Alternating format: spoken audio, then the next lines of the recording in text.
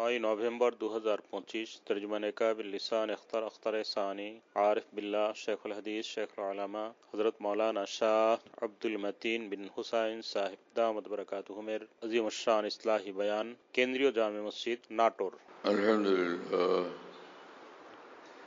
अल्हम्दुलिल्लाह वकफ़ा सलामुन अला इबादिहिल्लज़ीना इस्तफ़ा अम्मा बअद फ़अऊज़ु बिल्लाहि मिनश शैतानिर रजीम बिस्मिल्लाहिर रहमानिर रहीम क़द अफ़लह मन ज़क्काहा व क़द ख़ाब मन दस्साहा सदक़ल्लाहु मौलानाल अज़ीम।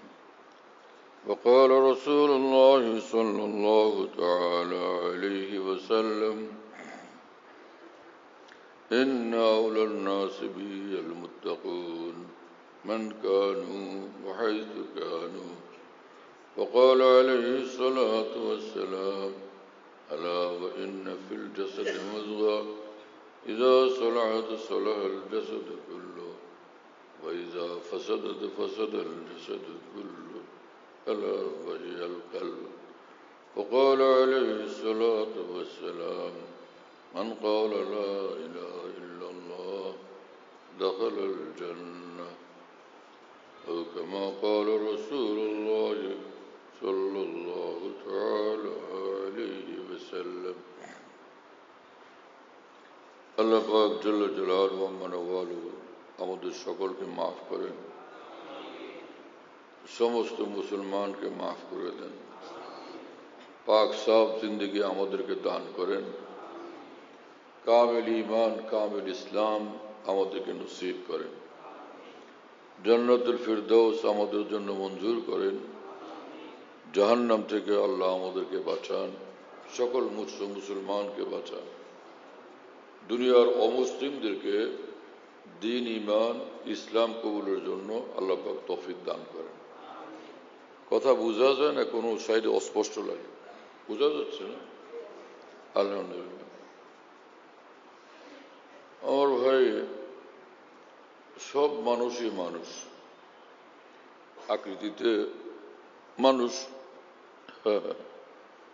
চেহারা দেখলে মনে হয় মানুষ, চোখ কান নাক আছে, হাত পা, বডি দেখলে মানুষ মনে হয়। নমরুদও মানুষ, ফিরআউনও মানুষ, আবু লাহাব আবু জাহলও মানুষ। আরেকদিকে হযরত আদম আলাইহিস সালাম মানুষ, নূহ আলাইহিস সালাম মানুষ, মূসা আলাইহিস সালাম, ঈসা আলাইহিস সালাম মানুষ, হযরত ইব্রাহিম খলিলুল্লাহ আলাইহিস সালাতু ওয়াস সালাম তিনিও মানুষ। হ্যাঁ, মানুষ তো সব। गर बसूरत आदमी इंसान बुदे আহমদু জাল হাম জেকসা বুদে।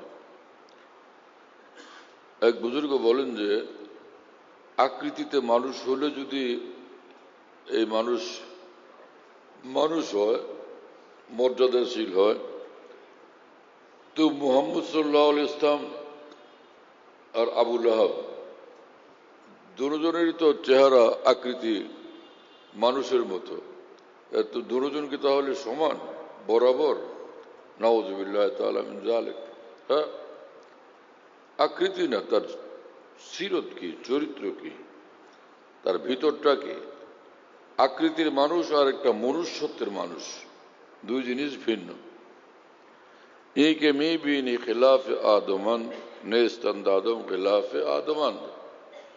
মাওলানা জালালউদ্দিন রুমি রহমতুল্লাহ আলাইহি বলেন, যাকে দেখলে আকৃতিতে আদম মনে হয়, মানুষ মনে হয়, কিন্তু মানুষের চরিত্র, মানুষের আখলাক, মানুষের জীবন, মানুষের বৈশিষ্ট্যাবলী তার মধ্যে নাই, এটা মানুষ না, অমানুষ। আকৃতির মানুষ, মনুষ্যত্বের বিচারে সে একদম অমানুষ। নমরুদ অমানুষ, ফেরাউন অমানুষ, আবু লাহাব আবু জাহাল অমানুষ। মানুষ তাকে বলে যে আদমিয়ত লাহাম ও শাম ও পোস্ত নিস্ত, আদমিয়ত জুজ রেজায় দোস্ত নিস্ত। মৌলানা জালালউদ্দিন রুমি রহমতুল্লাহ আলী এক বিস্ময়কর মানুষ ছিলেন। আশ্চর্যজনক এক মানুষ ছিলেন। কোরআন সুন্নাহর যেটা মগজ, নির্যাস, সারবত্তা, অল্প কথায় সেটা তুলে ধরতেন।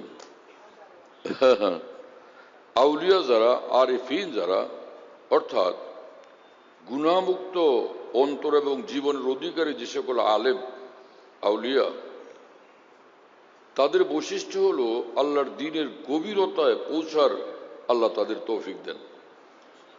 দ্বীন দেখেন, দ্বীন বুঝেন গভীরভাবে, যেটা অন্যদের নসিব হয় না। ডক্টর অফ ইসলাম হয়ে গেল, ইসলামের পণ্ডিত এবং চিন্তাবিদ হয়ে গেল, কিন্তু গুনাহমুক্ত জীবন নাই, ঈমান আকীদা ঠিক নাই।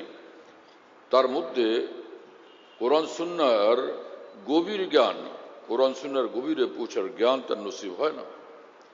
মৌলানা জালালউদ্দিন রুমি রহমতুল্লাহ আলাইহি বলেন যে আদিমিয়ত লাহমু শাহমু পোস্ট নিস্ত, হাড্ডিয়ার মাংসের সমষ্টিতে মানুষ হয় না,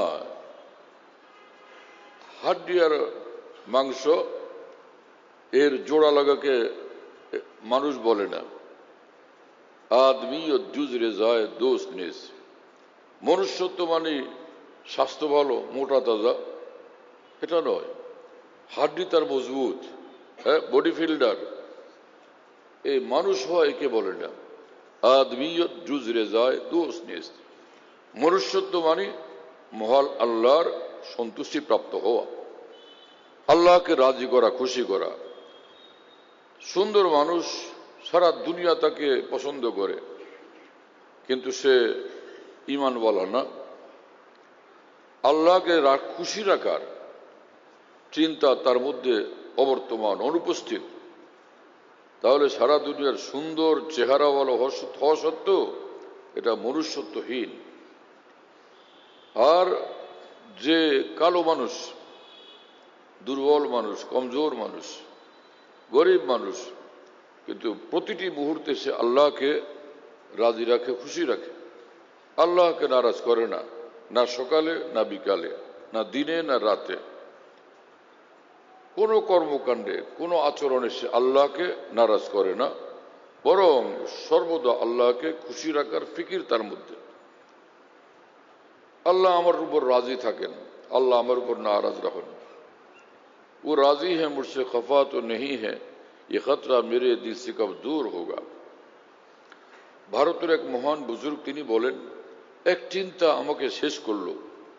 সর্বদা আমার ভিতরে এই চিন্তা, এই ফিকির বিদ্যমান থাকে যে আল্লাহ আমার উপর নারাজ তো না, আল্লাহ পাক আমার উপর অসন্তুষ্ট তো না। এই জিনিসকে আমি ভয় পাই দিন রাত, এই কথা আমি ভুলতে পারি না।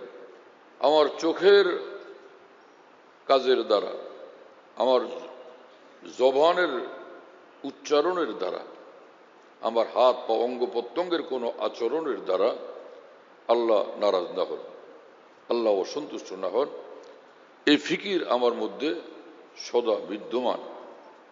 এই আদমিয়ত লাহমু শামু পোস্ট নিস্ত, আদমিয়ত জুজরে যায় দোস্ত নিস্ত।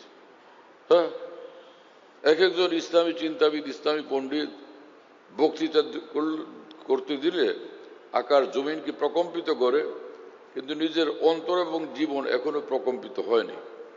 চেহারা ইসলামওয়ালা না, চেহারা নবীর আদর্শওয়ালা না, কপাল বন্দিগির চিহ্নওয়ালা না, অন্তরাত্মা আল্লাহর মহব্বত ভালোবাসার নূরওয়ালা না।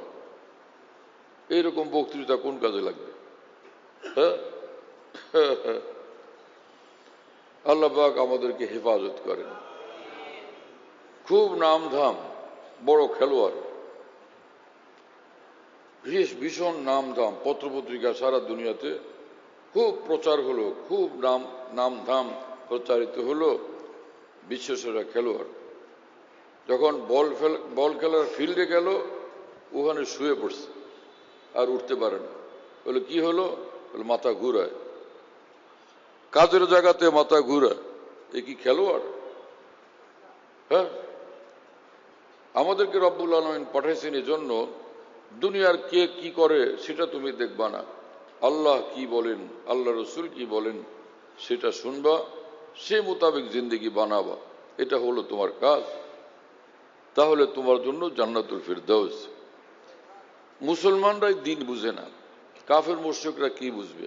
এমনকি সত্য কথা তো এই, আলেমদের মধ্যে বহু কম লোক আছে যারা সঠিকভাবে দিন বুঝতে পারেন।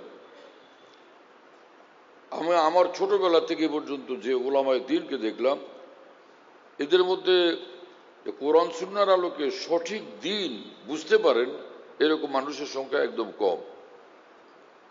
কথা বুঝেন নাই? হ্যাঁ, এই কিতাবাদি পড়ানোর যোগ্যতা আছে, এই পড়ায় দিবেন একদম ফতোয়া স্বামী, মেশকাত শরীফ, মুসলিম শরীফ, বুখারী শরীফ, কি পড়ান আপনি? আমি বুখারী শরীফ পড়াই 40 বছর, শাইখুল হাদিস। 40 বছর বুখারী শরীফ পড়ানো, 70 বছর বুখারী শরীফ পড়ানো, এটা কোনো দলিল না যে তিনি দিন বুঝতে পারছেন। আল্লাহ পাক যাকে দিন বুঝতে দেন তিনি দিন বুঝেন। দিন বুঝার জন্য পদ্ধতি হলো দিনের গভীর বুঝ পয়দা হওয়া, সঠিক এবং বিশুদ্ধ বুঝ পয়দা হওয়ার জন্য তরিকা হলো যে গুনাহমুক্ত জিন্দেগি নিয়ে চলা, ফরজ ওয়াজিব ছুটে না, ফরজ ওয়াজিব ছাড়ে না, এবং গুনাহ একটাও করে না। আর যাদের অন্তরে সর্বদা আসমান থেকে নূর বর্ষণ হয়, সে আউলিয়াদের সঙ্গে তার উঠা বসা, এই দুই জিনিস যখন তার মধ্যে আসবে তো তখন তার মধ্যে দিনের বুঝ পয়দা হবে, দিনের গভীর বুঝ পয়দা হবে, দিনের সহি বুঝ পয়দা হবে। আমার কথা বুঝতে পারতেছেন আপনারা? রাসূলুল্লাহ সাল্লাল্লাহু আলাইহি ওয়াসাল্লামের সাহাবা একরাম রাদিয়াল্লাহু তাআলা আনহু তারা কোন ইউনিভার্সিটিতে পড়াশোনা করছিলেন? অক্সফোর্ডে, হ্যাঁ, হার্ভার্ড বিশ্ববিদ্যালয়, ঢাকা ইউনিভার্সিটিতে, নাকি দারুল দেওবন্দে, না মাজারুল সাহারানপুর, নাকি মিশরের জামে আল আজহার? কোন জায়গায় তারা পড়াশোনা করছিলেন? সেটা কি জিনিস? এক জায়গাতেই খালি পড়াশোনা করছেন, সেটা হলো মুহাম্মদুর রাসূলুল্লাহ সাল্লাল্লাহু আলাইহি ওয়াসাল্লামের সোহবত। রাসূলুল্লাহ সাল্লাল্লাহু আলাইহি ওয়াসাল্লামের সোহবত, তারা নবীকে দেখছেন, নবীর সোহবতে বসছেন, নবীর সঙ্গে উঠা বসা করছেন। কোন স্কুল কলেজ বিশ্ববিদ্যালয়ে তারা যাননি। হ্যাঁ, खुद न थे जो राह पर औरों के हादी बन गए, क्या नजर थी जिसने मुर्दों को मसीहा कर दिया। যারা ছিলেন নিজেরা অন্ধ, অন্ধকারে নিমজ্জিত এবং একদমই পথহারা, রাসূলুল্লাহ সাল্লাল্লাহু আলাইহি ওয়াসাল্লামের সাহচর্য এবং সান্নিধ্যের নূরের বরকতে তারা সমগ্র বিশ্ববাসীর জন্য ইসলামের কামেল মডেল হয়ে গেছেন এবং সারা পৃথিবীর মানুষের জন্য ইসলামের নির্ভরযোগ্য শিক্ষক হয়ে গেছেন। সারা পৃথিবীর মানুষের জন্য শুধু রাসূলুল্লাহ সাল্লাল্লাহু আলাইহি ওয়াসাল্লামকে দেখছেন, রাসূলুল্লাহ সাল্লাল্লাহু আলাইহি ওয়াসাল্লামের সোহবতে বসছেন। সাহাবী মানে কি? সাহাবী মানে সোহবত প্রাপ্ত। সাহাবী মানে হলো সোহবত প্রাপ্ত, সান্নিধ্য প্রাপ্ত। তাদের হাজারো নাম হইতে পারত, একদম কামিলিন এক নাম দেওয়া যেত, হ্যাঁ, সব সিদ্দিকিন সব এক নাম। রাজনৈতিক দলের নাম আছে না, তো এরকম সাহাবাদের এক নাম দিয়ে দেওয়া যেত, কিন্তু সাহাবাদের নাম, তাদের নাম একজন হলো সাহাবী আর বহু বচন হলো সাহাবা। আর সাহাবী মানে যিনি সোহবত প্রাপ্ত, তার মানে তাদেরকে এত উচ্চ মর্যাদা সম্পন্ন করলই রাসূলুল্লাহ সাল্লাল্লাহু আলাইহি ওয়াসাল্লামের সোহবত বা সান্নিধ্য। বিশ্বের মুসলমানরা যারা দ্বীন ঈমান ইসলাম শিখেন, কেউ বই পুস্তক পড়ে, হ্যাঁ, লাইব্রেরি থেকে বই পুস্তক পড়েন তো ওখান থেকে দ্বীন ঈমান শিখেন, কেউ আবার ওই যে ইন্টারনেট থেকে ইসলাম শিখেন, ইন্টারনেট থেকে। কে লেখক কে কি কোনো কিছু খবর নেই। দারুল দেওবন্দের বিখ্যাত আলিম দ্বীন বুজুর্গ মাওলানা ইয়াকুব নানুতুবি রহমতুল্লাহ আলাইহি, হাকিমুল উম্মত মাওলানা থানভীর যিনি উস্তাদ, সেই মাওলানা ইয়াকুব নানুতুবি রহমতুল্লাহ আলাইহি বলতেন, তুমি যখন কোনো ধর্মীয় কিতাব পড়বে তো প্রথম দেখো নামটা কি, লেখক কে, হ্যাঁ, তিনি নির্ভরযোগ্য কি না, তিনি আল্লাহর দিন সঠিকভাবে জানেন কিনা, বুঝেন কিনা। অথচ আমাদের অবস্থা হলো যা খুশি একটা কিনে নিয়ে আসলাম আর পড়লাম। আর দুনিয়ার কিছু লোক যাদের কোরআন সুন্নাহর জ্ঞান নাই এবং সঠিক আলোকিত জ্ঞান নাই, এ সকল লোকেরা বলে বেড়ায় বই পড়ো, জ্ঞান অর্জন করো। এটা তো ভুল কথা। এই বই পড়ো, জ্ঞান অর্জন করো, এই কথা কোনোভাবেই সঠিক না। ভালো লোকের বই পড়ো এবং ভালো জ্ঞান অর্জন করো। নষ্ট লোকের বই পড়লে নষ্ট জ্ঞান অর্জন হবে, যেটা তোমাকে বরবাদ করবে, ধ্বংস করবে। হ্যাঁ, সব লেখকের লেখা কি সুন্দর? কত লেখকের লেখা এরকম যে ওই লেখা পড়ার পরে গিয়ে আবার উজু করা লাগে। নামাজে আসবে তো মুসল্লি, এমন বই পড়ছে শেষে উজুই থাকা মুশকিল। আবার এমন লেখা আছে যে লেখা পড়লে পরে অন্তর নূর বলা হয়, আল্লাহর ভালোবাসার ঝড় তুফান অন্তরে পয়দা হয়, ভালো মানুষ হওয়ার চিন্তা চেতনা ভিতরে জাগে। খালি আলেম মানুষদের লেখাই যে ভালো এমন না। যে জেনারেল শিক্ষিত লোকদের মধ্যে আমরা দেখছি যে ভালো লেখার লোক থাকে, যেমন ডাক্তার লুৎফুর রহমান সাহেব। হ্যাঁ না, ইংরেজি 72 সালে যখন আমার একদমই দাড়ি মুছ এখনো হয় নাই, সেই সময় ডাক্তার লুৎফুর রহমান সাহেবের বই কোথায় যে পাইলাম, বরিশালে। পরে পড়লাম যে কি সুন্দর সুন্দর কথা লিখছেন তিনি, ভালো ভালো কথা। ভালো মানুষ হওয়া চাই। আর পৃথিবীতে সবচেয়ে ভালো মানুষ আল্লাহর নবী রসুলগণ। নবী রসুলদের পরে সাহাবায়ে কেরাম রাদিয়াল্লাহু তাআলা আনহু, সাহাবীদের পরে তাবেঈন, তাদের পরে তাবে তাবেঈন, তাদের পরে আইম্মায়ে দ্বীন এবং পৃথিবীর যত আউলিয়ায়ে কেরাম, হ্যাঁ, খাঁটি উলামায়ে দ্বীন, তারা পৃথিবীর ভালো মানুষ। ভালো মানুষদের সঙ্গে বসলে ভালো গুণাবলী অর্জন হয়, ভালো জিন্দেগি অর্জন হয়। হ্যাঁ, সঙ্গ গুণে রঙ্গ ধরে। চৌধুরী সাহেব ভালো মানুষ, ভদ্র, কিন্তু ছেলে 2-3টা সবগুলো নষ্ট।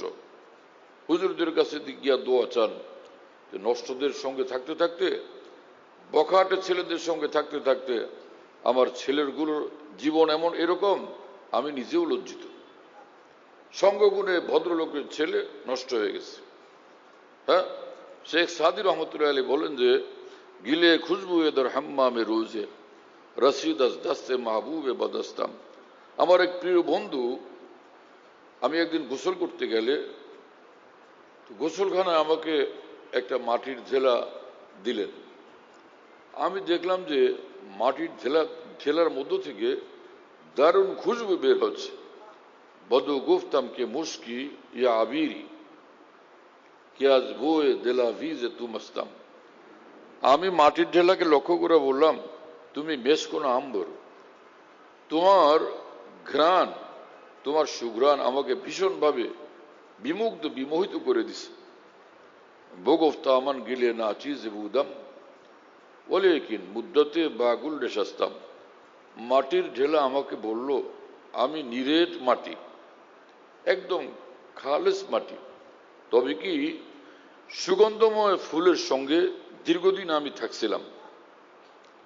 জামালে হাম নেশি দরমান আসর কর বগর নামন হুমা খাকম কে হাসতাম। আমি যে সুগন্ধময় ফুলের সঙ্গে থাকছি, তার গুণাবলী, তার সুগন্ধ আমাকে সুগন্ধময় বানায় দিচ্ছে। আর না হলে আমার আসল পরিচয় শুধুই মাটি।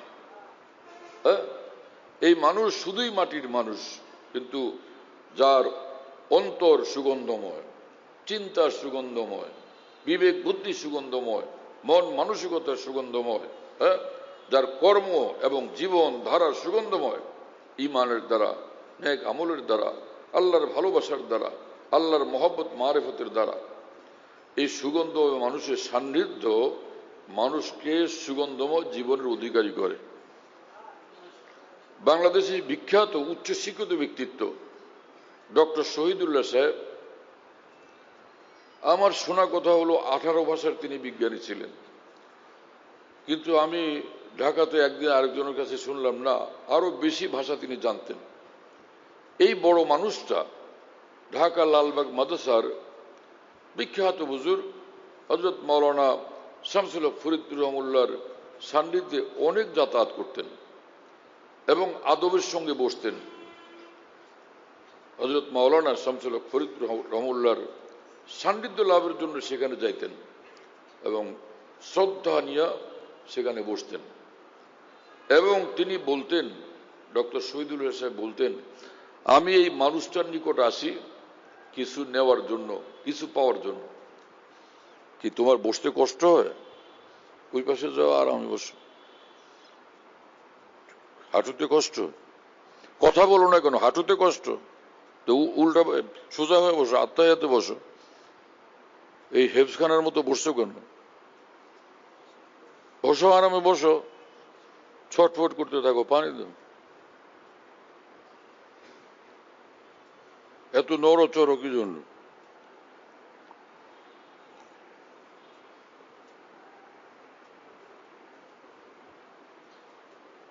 হ্যাঁ, মৌলানা জালালউদ্দিন রুমি রহমতুল্লাহ আলাইহ, তিনি বাদশাহ খাওয়ারজম শাহর নাতি। বাদশাহ খাওয়ারজম শাহর নাতি এত বড় আলিম ছিলেন যে সে জমানাতে তিনি বুখারী শরীফ পড়াইতেন। মন্ত্রীদের ছেলেরা তার কাছে বুখারী শরীফ পড়তেন, মন্ত্রীদের সন্তানরা। এত বড় মানুষ। তো একবার তিনি বাজারে গেলেন, অপরিচিত একটা মানুষের সঙ্গে দেখা হলো। সুন্দর লাগে লোকটাকে, চাউলের মন্ডিতে বসে আছেন। তিনি কাছে গেলেন এবং বললেন যে, আপনি কে? চিনতে পারলাম না। হ্যাঁ, আপনার পরিচয়টা একটু জানতে ইচ্ছা করে। বললেন যে, আমার নাম শামসুদ্দিন। হ্যাঁ, আমার নাম শামসুদ্দিন। আর এক লোকের দেখে আপনি এত সুন্দর মানুষ, এত সুন্দর নামাজ পড়লেন, বয়স ৮০-৮৫। তো কয়েকজন আপনারা আগায় গিয়া পরে কাছে বসলেন, পরে বললেন যে, হুজুর আপনাকে চিনি নেই, আপনার জন্য দেখে আপনাকে ভালো লাগে, মহব্বত লাগে, চিনলাম না। বললেন যে, ভাই আমার নাম মোহাম্মদুল্লাহ। আপনারা কেউ চিনেন মোহাম্মদুল্লাহকে? কথা বলেন, একজনও চিনেন মোহাম্মদুল্লাহকে? আর আরেকজন পাশের থেকে উঠে বললেন যে, আরে ভাই ইনি হাফিজ হুজুর। মোহাম্মদুল্লাহ নাম তো মানুষে জানে না, কিন্তু হাফিজ হুজুর তো জানে। এই কথা বুঝেন নাই? ওই লোক বললেন যে, আমি শামসুদ্দিন। তারা চিনবে কে? তো মাওলানা জালালউদ্দিন রুমি পেরেশান হলেন যে উনি তো নিজের পরিচয় গোপন করতেছেন। রাসূলুল্লাহ সাল্লাল্লাহু আলাইহি ওয়াসাল্লামকে জিজ্ঞাসা করা হলো, সুইলা রাসূলুল্লাহ সাল্লাল্লাহু আলাইহি ওয়াসাল্লাম মান আউলিয়াউল্লাহ, যে ইয়া রাসূলুল্লাহ ওলি কারা, ওলির পরিচয় কি? রাসূল পাক সাল্লাল্লাহু আলাইহি ওয়াসাল্লাম বললেন, আল্লাযীনা ইযা রুউ যুকিরাল্লাহ, যাদেরকে দেখলে আল্লাহর কথা মনে পড়ে, আল্লাহর কথা স্মরণ হয়, অন্তর আল্লাহর দিকে ছুটে, দিল আল্লাহর জন্য বেচैन হয়ে যায়। এক বুজুর্গ বলেন যে, মর্দ হক্কানি কি পেশানি কা নূর কব ছুপা রহতা है পেশে জি শউর। খাঁটি ঈমানওয়ালা, খাঁটি আল্লাহওয়ালাকে দেখলে একজন মুসলমান আপনাতেই তার দিকে আকৃষ্ট হয়, ঈমান তাকে টানে, যে এই লোকটাকে ভালো লাগে, জানি না কেন ভালো লাগে। হ্যাঁ, রাসূল আকরাম সাল্লাল্লাহু আলাইহি ওয়াসাল্লামের সাহাবীদের পরিচয় দিয়া কোরআন শরীফ রব্বুল আলামিন বলছেন, সব সাহাবীদের ব্যাপারে একভাবে বলছেন আল্লাহ তাআলা, সীমাহুম ফি ওয়ুজুহিহিম মিন আসারিস সুজুদ। আল্লাহ পাক বলেন তাদের চেহারার মধ্যে নূর ঝলমল করতে থাকে। সেজদার নূর, আল্লাহর আনুগত্যের নূর, আল্লাহর মহব্বত মারিফতের নূর তাদের চেহারার মধ্যে ঝলমল করতে থাকে। তো এই সব সাহাবা একরাম ছিলেন শীর্ষমানের আউলিয়া, সিদ্দিকিনের স্তরের আউলিয়া। প্রত্যেক সাহাবী সিদ্দিকিনের মর্তবার ওলি আল্লাহ। কোরআন সুন্নতের ভরপুর দলিল প্রমাণ আছে আমি যদি কেউ আপনারা এরকম বলেন যে আপনার এই যে মজলিসের পরে সাহাবীরা যে সব সিদ্দিকিনের মর্যাদা ওলি আল্লাহ, কোরআন এবং হাদিস থেকে, শুধু কোনো বুজুর্গের কথা না, শুধু কোরআন হাদিস থেকে আপনি এটা প্রমাণিত করতে হবে, আমি প্রস্তুত ইনশাআল্লাহ। হ্যাঁ, যে সকল মানুষ এরকম সাহাবীদের ব্যাপারে দ্বিধা এবং সংশয় সন্দেহে আক্রান্ত, ওই সকল বন্ধুদেরকে বলি কোনো বই পুস্তক লাগবে না, আপনি একজন মুসলমান জানার আগ্রহ নিয়ে বসবেন, আমি কোরআন সুন্নাহর আলোকে আপনাকে সাহাবীদের সর্বোচ্চ মর্যাদা প্রতিষ্ঠিত করে দেখানোর জন্য ইনশাআল্লাহ আমি দায়িত্ব নিলাম। অর্থাৎ মর্যাদা তো আছেই প্রতিষ্ঠিত, সেটাকে প্রমাণ দ্বারা প্রতিষ্ঠিত করার জন্য আমি দায়িত্ব নিলাম। সারা পৃথিবীতে মুসলমানদেরকে আমি বলছি এই কথা, সারা বিশ্বের মুসলমান, আপনি যত বড় ডক্টর হন, আপনার জন্য আমি দায়িত্ব নিলাম। এই মসজিদের মধ্যে, এই মিম্বরে, কথা বুঝতেছেন প্রিয় বন্ধুরা? সমস্ত সাহাবায়ে কেরাম একদম সর্বোচ্চ মানের ইমানদার ছিলেন, সর্বশ্রেষ্ঠ ইমানওয়ালা ছিলেন, যাদেরকে সিদ্দিকীন বলা হয়। কথা বুঝতেছেন প্রিয় বন্ধুরা? বিশ্বসেরা এক আলেম দ্বীন ছিলেন হযরত মাওলানা রশিদ আহমদ গঙ্গুই রহমতুল্লাহ আলাইহি। দারুল দেওবন্দের যে মহান বুজুর্গানে দ্বীন, তাদের মধ্যে একজন হুজ্জতুল ইসলাম মাওলানা কাসিম নানতুবি রহমতুল্লাহ আলাইহি, একজন ইমামে রব্বানি হযরত মাওলানা রশিদ আহমদ গঙ্গুই রহমতুল্লাহ আলাইহি। সেই মাওলানা রশিদ আহমদ গঙ্গুই রহমতুল্লাহ আলাইহি তিনি বলতেন, যে কোনো সাহাবী রাসূলুল্লাহ সাল্লাল্লাহু আলাইহি ওয়াসাল্লামের নিকট ইসলাম গ্রহণ করার সাথে সাথেই তিনি সিদ্দিকীনের মর্তবার ওলি আল্লাহ হয়ে যেতেন। নবী হয়ে যেতেন না, ওলি হয়ে যেতেন না, নবী হয়ে যেতেন না। নবী মাসুম, নবীগণ নিষ্পাপ, সাহাবী নিষ্পাপ হওয়া জরুরি না। যে কোনো ওলি আল্লাহ ওলি হওয়ার পরও তার দ্বারা ভুল বিচ্যুতি ঘটতে পারে। একজন বাংলাদেশের নামকরা ডাক্তার, ব্যাংককের সর্বশ্রেষ্ঠ ডাক্তার, সিঙ্গাপুরের সর্বশ্রেষ্ঠ ডাক্তার, সারা দুনিয়া তাকে, তার প্রশংসা করে, তাকে সাপোর্ট করে, তার প্রতি আস্থা রাখে, কিন্তু অপারেশন করতে গিয়া কখনো কদাচিৎ ভুল বিচ্যুতি ঘটতে পারে। কি হয় না? হয় কিনা এরকম? সৌদি আরবের এক হাসপাতালের কার্ডিয়াক সার্জন আমার বন্ধু মানুষ, উনি আমাকে ফোন করলেন এবং বললেন বড় বিপদে আছি। এই গত বছর, ভাই বড় বিপদে আছি। কি? যে আমি একটা অপারেশন করতে গিয়ে একটা মহিলার দুর্ঘটনা ঘটে গেছে, এখন তারা আমার বিরুদ্ধে এখানে বড় অভিযান চালাচ্ছে, হাসপাতাল কর্তৃপক্ষ পেরেশান। যাই হোক, পরে আলহামদুলিল্লাহ কোনো সমস্যা হয় নাই, সকলে এটা মেনে নিছে যে ভাই মানুষ তো, ভুল ভ্রান্তি হইতে পারে। সাহাবায়ে কেরাম রাদিয়াল্লাহু তাআলা আনহুম এক একজনের মর্যাদা ফেরেশতার চেয়ে উঠতে, হ্যাঁ ফেরেশতার চেয়ে উঠতে তাদের মর্যাদা। কিন্তু যেহেতু তারা ফেরেশতা না, মানুষ, এজন্য যে কোনো সাহাবী থেকে কোনো ভুল ভ্রান্তি ঘটার সম্ভাবনা বিদ্যমান ছিল, বিদ্যমান। কথা বুঝেন নাই? কারণ তারা নবী ছিলেন না। কিন্তু আল্লাহ এবং আল্লাহ রসুল সাল্লাল্লাহু আলাইহি ওয়াসাল্লাম সাহাবীদের ব্যাপারে ভূয়সী প্রশংসা করছেন। খোদ কোরআন শরীফ রব্বুল আলামিন, আল্লাহর কোরআন তো হেদায়েতের কিতাব, কোরআনের সামনে তো মাথা ঝুঁকানো লাগবে। আমি এই মসজিদের মধ্যে বলি, আল্লাহর কসম করে বলি, কোরআনের বহু আয়াতে আল্লাহ পাক অত্যন্ত স্পষ্টভাবে, অকাট্যভাবে সাহাবীদের উচ্চ মর্যাদার বয়ান করছেন, এবং সমস্ত সাহাবীদের জন্য রব্বুল আলামিন কোরআনে কারীমের মধ্যে জান্নাতের সুসংবাদ ঘোষণা করে দিয়েছেন।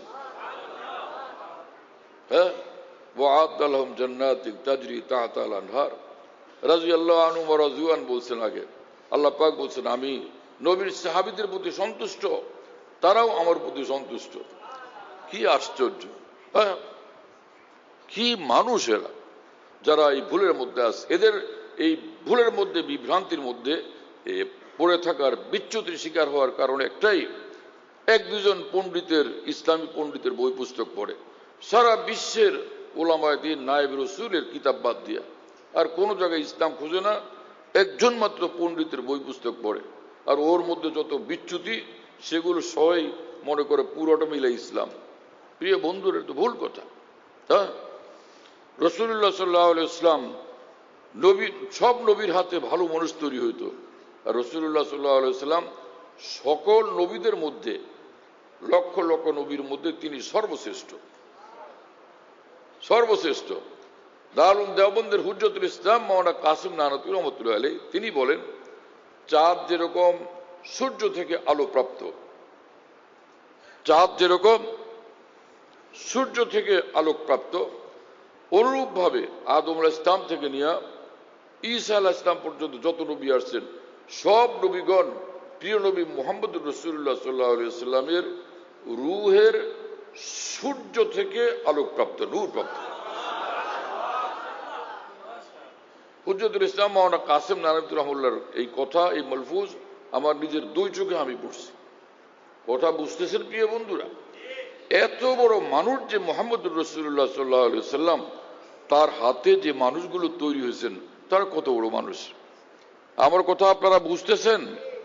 হ্যাঁ, আমি বড় ব্যথা নিয়ে আপনাদেরকে বলি, আমি কোনো এরকম বক্তা না যে ঘুরে ঘুরে ঘুরে ঘুরে পয়সা কালেকশন করি, পকেট ভরি, সিন্দুক ভরি, এটা না। আল্লাহর দ্বীনের জন্য ঘুরি, আলহামদুলিল্লাহ। কথা বুঝতেছেন প্রিয় বন্ধুরা? হ্যাঁ,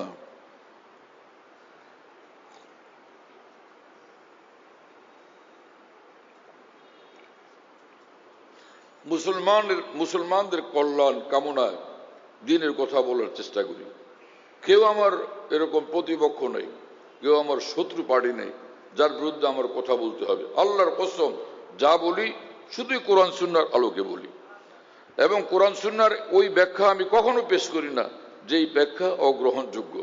সারা বিশ্বের ওলামা, সারা বিশ্বের আইম্মায়ে দ্বীনের নিকট কোরআন সুন্নাহর যে ব্যাখ্যা গ্রহণযোগ্য শুধু সেটাই পেশ করার তৌফিক হয়। এর বাইরের কোনো কথা বলার অভ্যাস নেই। হ্যাঁ, যদি আমি মানুষ, আমার ভুল হইতে পারে, হ্যাঁ, সম্ভাবনা আছে। যদি আমার কোনো কথা কোরআন সুন্নাহর খেলাফ অথবা বিচ্যুতি এতে কারো কাছে মনে হয়, তো তিনি কোরআন সুন্নাহর দলিল দিয়ে আমাকে ধরায় দিলে আমি শতবার মানতে প্রস্তুত আছি। কিন্তু আপনি কোরআন সুন্নাহর দলিলের ভিত্তিতে বলতে হবে। ইতিহাসের বই, আপনার হুজুরের বই, কোন পণ্ডিতের বই পুস্তক নিয়ে আসবেন, এতে কোনো কাজ হবে না। কোরআন সুন্নাহর শক্তিশালী স্ট্রং দলিল প্রমাণ নিয়ে আসবেন, সেটা শুনবো ইনশাআল্লাহ তাআলা। কিন্তু এইরকম দলিল খুঁজে পাবেন না, এরকম দলিল জোগাড় করতে পারবেন না। আল্লাহ তাআলা আমাদেরকে আল্লাহর কোরআন মানার তৌফিক দেন, দ্বীন মানার তৌফিক দেন। হ্যাঁ, আল্লাহ ও রাসূলকে সত্যিকার ভাবে মানার তৌফিক দেন। ওই যে সালিস মানি কিন্তু তালগাছ আমার, সালিস মানি তালগাছ আমার, ইসলাম মানে ইসলামের বিধান মানি, কিন্তু আমার হুজুরের ব্যাখ্যা মোতাবেক হলে, আমার পণ্ডিতের ব্যাখ্যা মোতাবেক হলে তখন মানি। আর যদি এই ব্যাখ্যা ইমাম শাহ ওলিউল্লাহ দেহলভী দেন, সেটা মানি না। এই ব্যাখ্যা যদি ইমাম গাজ্জালী দেন, সেটা মানি না। ইমাম ফখরুদ্দিন রাজি দেন, সেই ব্যাখ্যা মানি না। এই লোক কি ইসলাম, সঠিক ইসলামের অনুসারী?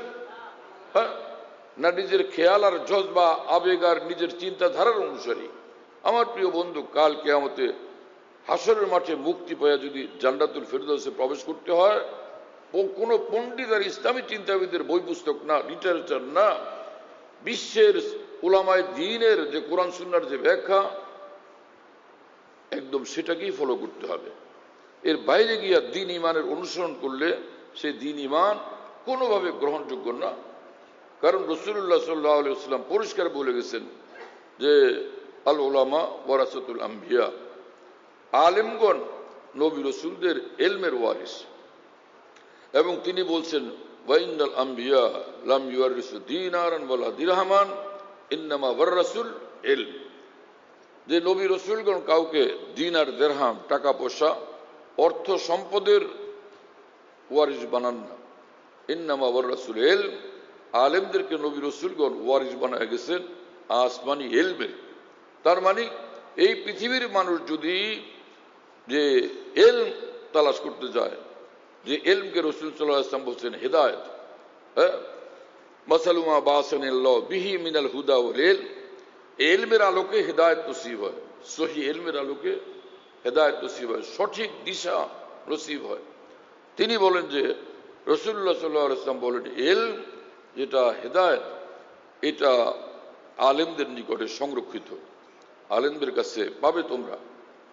এবং রাসূলুল্লাহ সাল্লাল্লাহু আলাইহি ওয়াসাল্লাম বলছেন যে ইন সাররাকুম আন তুকবালা সালাতুকুম ফালিউম্মাকুম উলামাউকুম, যদি তোমাদের এই বিষয় তোমাদেরকে বিমুগ্ধ করে, আমি নামাজ পড়লাম যেন তা কবুল হয়ে যায়, ফালিউম্মাকুম উলামাউকুম, তাহলে আলেমদেরকে ইমাম বানায়া আলেমের পিছনে নামাজ আদায় করবে, নামাজ কবুল হয়ে যাবে। ইন সাররাকুম আন তুকবালা সালাতুকুম ফালিউম্মাকুম উলামাউকুম, উলামায়ে দ্বীনের আলেমদের পিছনে তোমরা নামাজ আদায় করবে, তো এই নামাজ কবুল হয়ে যাবে। কেন? রাসূলুল্লাহ সাল্লাল্লাহু আলাইহি ওয়াসাল্লাম বলেন, কারণ হলো ফাইন্নাহুম, কি জন্য তুমি এইভাবে বিশৃঙ্খলা করো? সুস্থভাবে বসো, বসাও শিখো না এখন পর্যন্ত, একবার মুখে হাত দাও, একটু নড়ো চড়ো, সুস্থভাবে বসো, না হলে তোমাকে ওইদিকে সরাই দেবো। বসতেও শিখো নাই মিয়া। কি বলে উনি? কি বলেন আপনি? কি বলেন এ ভদ্রলোক? বলেন কি? জি, কি বলে?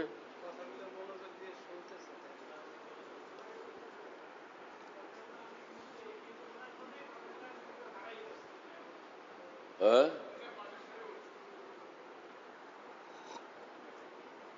এত দূর থেকে বলতেছেন যে কথা তো বুঝতে পারি না। আপনি হয়তো আমাকে কিছু বোঝানোর চাচ্ছেন, আল্লাহ আপনাকে যা যায় খেয়ার দেন।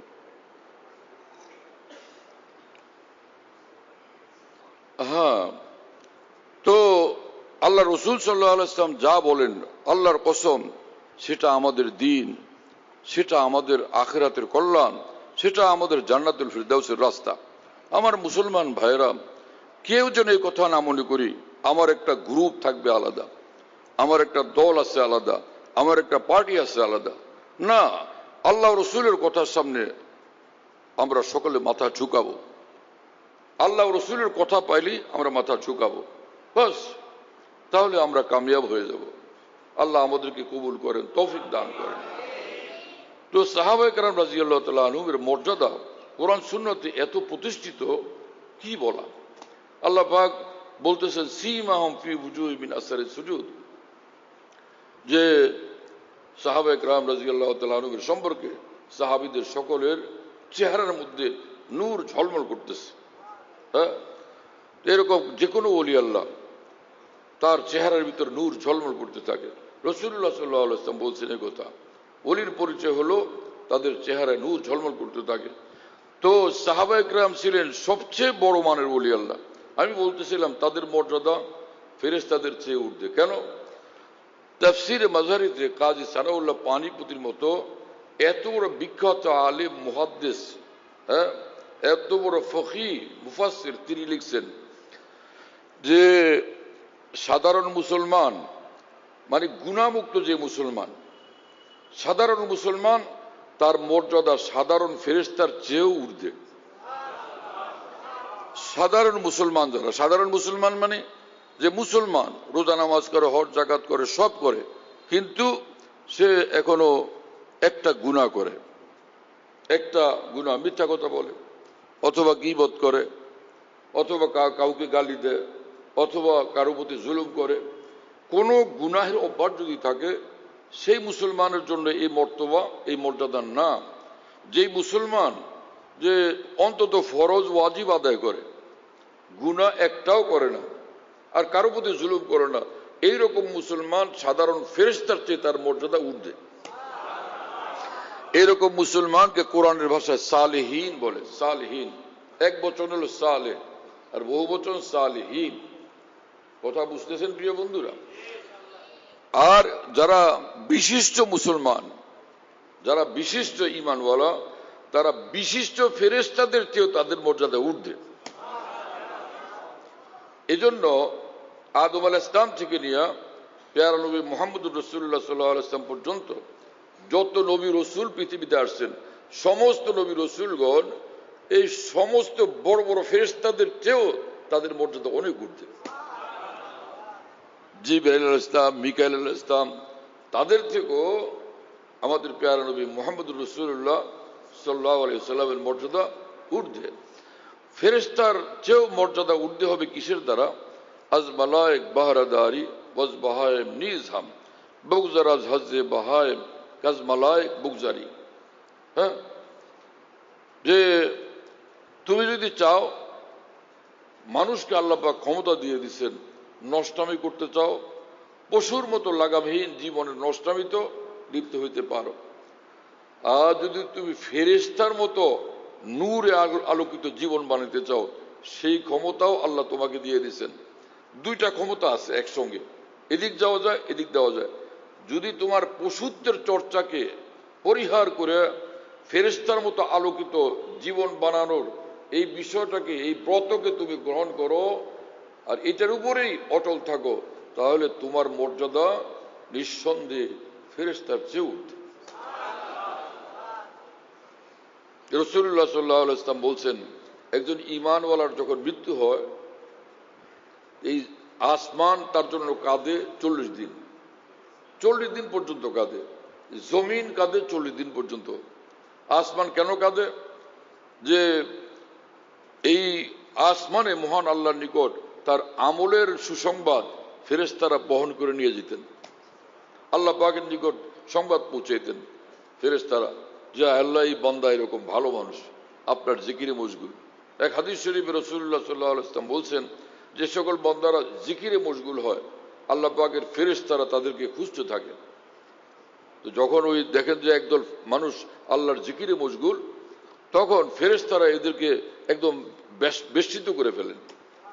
পরে আল্লাহর নিকট যখন যান তারা, তো আল্লাহ পাক বলেন যে ওদের খবর কি, কি অবস্থা দেখলা ওদের, হ্যাঁ, কোন হালে দেখে আসলা? তো ফেরেশতারা বলেন যে আল্লাহ তারাকনাহুম ওয়া হুম ইউসাব্বিহুনাকা ওয়া ইয়াহমাদুনাকা ওয়া ইউকাব্বিরুনাকা ওয়া ফি রিওয়ায়া ওয়া ইউহাল্লিলুনাকা। আয় আল্লাহ, দেখলাম যে ওরা আপনার ভীষণ প্রশংসা, আপনার জিকিরে মশগুল, সুবহানাল্লাহ, আলহামদুলিল্লাহ, আল্লাহু আকবার, লা ইলাহা ইল্লাল্লাহ, এইসব জিকিরে মশগুল। তো আল্লাহ পাকের নিকট ফেরেশতারা এটা পৌঁছে দেন, আল্লাহ পাক খুশি হয়ে যান। জমিনের মানুষ, তার আলোচনা হচ্ছে আসমানে মহান রব্বুল আলামিন ফেরেশতাদের মাহফিলে তার কথা বলতেছেন, তার আলোচনা করতেছেন, তার প্রশংসা করতেছেন। জিকির ওয়ালার এত বড় মর্যাদা। তো জমিনের জন্য কান্দে, আসমানের জন্য কান্দে, যে আমার ভিতর দিয়া মহান আল্লাহর নিকট ওর ভালো আমলগুলোর রিপোর্ট পৌঁছত, সেই সৌভাগ্য আজকে আমি হারাইলাম। আর জমিন কান্দে 40 দিন পর্যন্ত, এজন্য যে আমার এই বুকের উপরে আল্লাহর এই বান্দা আল্লাহকে ডাকতো, আল্লাহকে ভালোবাসতো, আল্লাহর নাম নিত, হ্যাঁ, আল্লাহর জন্য কান্নাকাটি করতো, সেজদায় মাথা রাখতো এই জমিনের উপরে। আহাই, সেই মানুষটাকে আমি হারাইলাম, এই সৌভাগ্য আমি হারাইলাম। এজন্য জমিন 40 দিন পর্যন্ত কাঁদতে থাকে। সুবহানাল্লাহ তাআলা বিহামদ। আমার ভাই, একজন ঈমানওয়ালার এত দাম, এত মর্যাদা। মুসলমানদের মধ্যে একটা হীনমন্যতা বোধ আজকাল ভীষণ সক্রিয়। সেটা হলো আমরা দুর্বল, আমরা কমজোর, আমরা খাইতে পাই না, আমরা গরিব মিসকিন, তৃতীয় বিশ্বের মানুষ। এইসব তৃতীয় বিশ্বের মানুষ না, মুসলমান বিশ্বের সর্বোচ্চ শ্রেণীর মানুষ। তৃতীয় বিশ্ব কিসের জিনিস? ফার্স্ট ক্লাস, ফার্স্ট যারা পৃথিবীতে, তারা মুসলমান। ঈমান তাকে ফার্স্ট ক্লাস বানায় দিস, ফার্স্ট স্পট বানায় দিস। নামাজ তাকে ফার্স্ট ক্লাস ফার্স্ট বানায় দিস। কথা বুঝেন নাই? ঈমান, নামাজ, সেজদা কত দামি জিনিস।